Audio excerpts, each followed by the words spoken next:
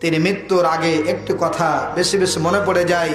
তিনি বলেছেন, যদি আল্লাহ আমাকে নিয়ে নেয় আমি চলে যাব, তবে দয়া করে আপনারা আমার ছেলেটার দিকে দেখবে। সুবহানাল্লাহ বলে। বেশি কান্না আসে ছেলেটার দিকে দেখে, যেই ছেলেটা মাত্র 2 বছরের বয়স, সেই ছেলেটা এতিম হয়ে গেল।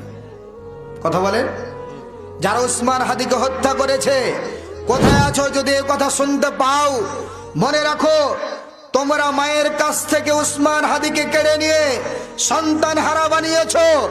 স্ত্রীর কাছ থেকে উসমান হাদিকে কেড়ে তুমি স্ত্রীকে বিধবা বানিয়েছো। সন্তানের কাছ থেকে বাবাকে কেড়ে এতিম বানিয়েছো।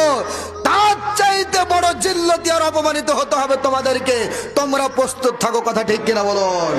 আমরা দেশের পক্ষে, ইসলামের পক্ষে, শহীদ ব্যক্তিদের পক্ষে আছি, থাকতে চাই ইনশাআল্লাহ।